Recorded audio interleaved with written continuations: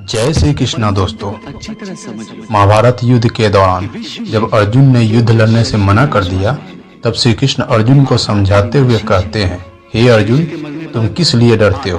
तुम स्वयं परमात्मा का एक अंश हो। अपने भीतर झांक कर अपनी आत्मा को देखो, फिर तुम्हें आत्मा में उस परमात्मा का रूप दिखाई देगा। तब अर्जुन कहते हैं, हे प्रभु, आप तो कहते हैं कि इस शरीर में आत्मा का वास है, और आप कह रहे हैं कि आत्मा को देखो। आखिर इस आत्मा को देखेगा कौन? क्या कोई और भी शक्ति है इस शरीर में जो इस आत्मा को देखेगी? तुम दो बातें एक साथ कह रहे हैं जो परस्पर विरोधी हैं। तुम कहते हो कि शरीर मर जाता है, परंतु शरीर का एक हिस्सा जिसे आत्मा कहते हैं वो नहीं मरता। नहीं अर्जुन, मैंने आत्मा को शरीर का एक हिस्सा नहीं कहा। मैंने कहा है कि आत्मा और शरीर दो अलग अलग चीजें हैं। जैसे तुम और तुम्हारा कवच दो अलग चीजें हैं। तुम्हारे कवच के दो टुकड़े हो जाएं, तो उसका यह अर्थ नहीं होता कि अर्जुन के दो टुकड़े हो गए। जिस प्रकार तुम और तुम्हारा कवच दो अलग अलग वस्तुएं हैं, या तुम और तुम्हारा ये रथ दो अलग अलग वस्तुएं हैं, उसी प्रकार मनुष्य का शरीर और उसकी आत्मा दो अलग अलग वस्तुएं हैं। यूं समझ लो कि जिस रथ में अर्जुन बैठा है वो रथ अर्जुन नहीं है। अर्जुन तो वो है जो रथ में बैठा हुआ रथी है। ये ठीक है माधव कि अर्जुन रथ नहीं है, अर्जुन मैं हूं जो रथ में बैठा हुआ है। तुम्हें रथ के टूटने का शोक नहीं होगा, परंतु अर्जुन के मरने का तो शोक होगा ही। अर्जुन, तुम्हारी बातें सुनकर मुझे तुम्हारी बुद्धि पर हंसी आ रही है। अपनी तरफ से तुम बड़े पंडितों और ज्ञानियों जैसी ऊंची ऊंची बातें कर रहे हो, परंतु तुम्हें यह पता नहीं कि जो सचमुच ज्ञानी होते हैं वो ना उनका शोक करते हैं जो मर गए हैं, और न उनका शोक करते हैं जो अभी नहीं मरे हैं, क्योंकि वो जानते हैं कि जो मर गया है वो फिर जन्म लेगा, और जो अभी जीवित है वो अवश्य मर जाएगा। मरने वाला फिर जन्म लेगा, क्योंकि केवल शरीर का नाश होता है।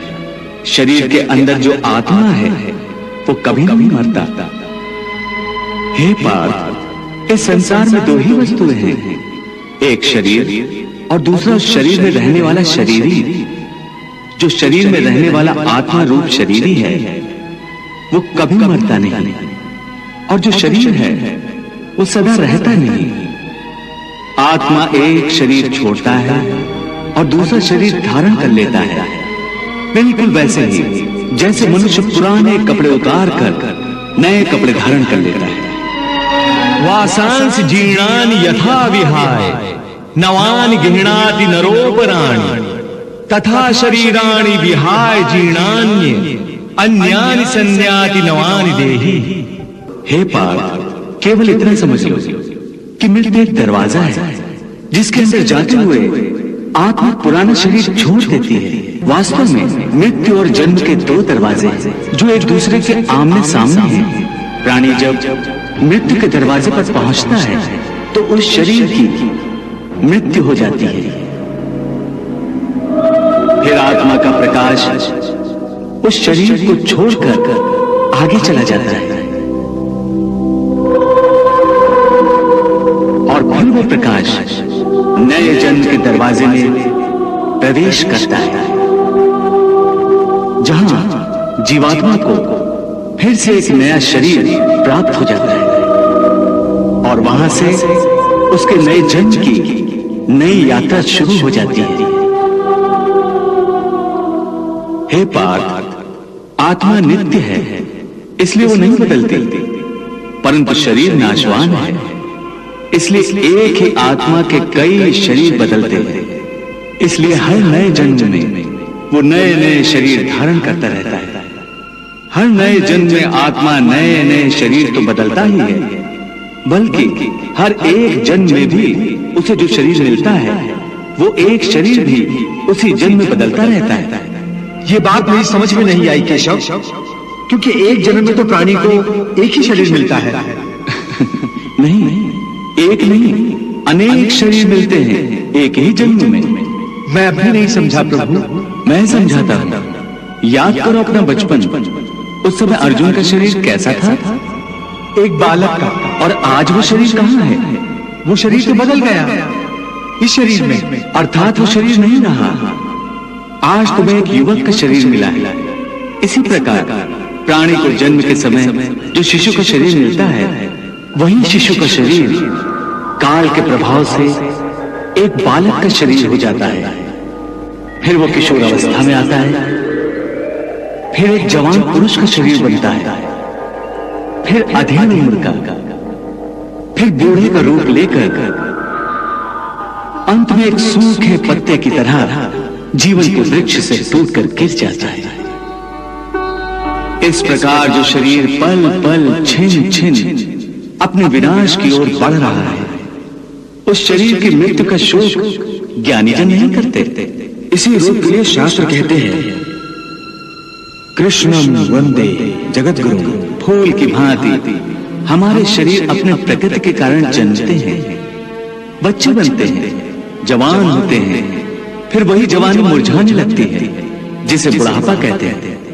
और उस वृद्ध शरीर को जब आत्मा छोड़ देती है तो उस शरीर की मृत्यु हो जाती है। परंतु वो आत्मा कहाँ चली जाती है? शरीर के बिना आत्मा कहाँ और कैसे वास करती है? पुराना शरीर छोड़ने के बाद आत्मा नए शरीर में वास करती है। किसी शिशु के शरीर में चेतना रूप होकर आ जाती है, फिर वही चक्र शुरू हो जाता है। फिर वही जन्मना, रेंगना, उठकर चलना, फिर लड़खड़ाना और गिर जाना। ये सब शरीर के कौतुक हैं। इतनी बात समझ लोगे तो ना तुम्हें किसी के मरने का शोक होगा और ना तुम्हें मृत्यु का भय होगा।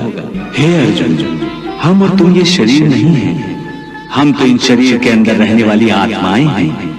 ये शरीर तो केवल हमारे रथ हैं, हम उसके स्वामी हैं। रथ के टूटने से स्वामी नहीं टूट जाता। उसी प्रकार शरीर के सुख और दुख आत्मा को सुखी या दुखी नहीं करते। यदि हम आत्मा हैं, तो फिर ये सुख दुख का आभास हमारी आत्मा को क्यों होता है? ये सुख दुख का आभास आत्मा को नहीं होता, केवल शरीर को होता है। तो फिर आत्मा को क्या होता है?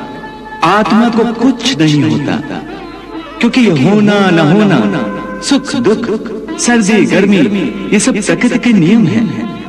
आत्मा तो अविनाशी परमात्मा का अंश है, इसलिए आत्मा प्रकृति की सीमा से बाहर है। आत्मा अचिंत्य है, मानवीय चेतना के चिंतन के घेरे में नहीं आती। अर्जुन, आत्मा पर प्रकृति और सृष्टि के नियम लागू ही नहीं होते, क्योंकि वो सृष्टि और प्रकृति दोनों ही की पहुंच से बाहर है। जैसे एक चिंगारी अग्नि का ही अंश होती है, वैसे ही आत्मा परमात्मा का ही अंश होता है। इसलिए वो नित्य, अजन्मा, सनातन और सर्वव्यापी है, स्थिर रहने वाला और अचल है। अच्छेद्यो अयम अदायो अयम अक्लेद्यो अशोष एव च नित्यः सर्वगता स्थाणु अचलो अयम सनातनः।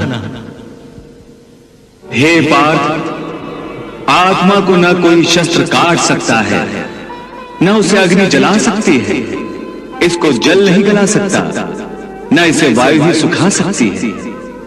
नयनम छिन्दन्ति शस्त्राणि नयनम दहति पावकः न चैनम केदन्त्यापो न शोष्यति मारुतः।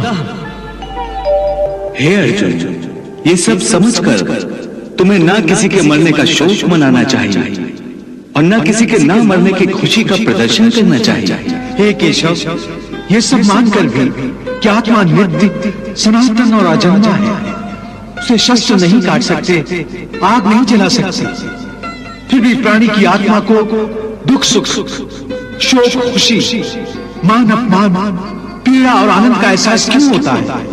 हे पार्थ, मैंने पहले ही तुम्हें बताया कि सुख दुख का आभास करना आत्मा का नहीं, शरीर का काम है।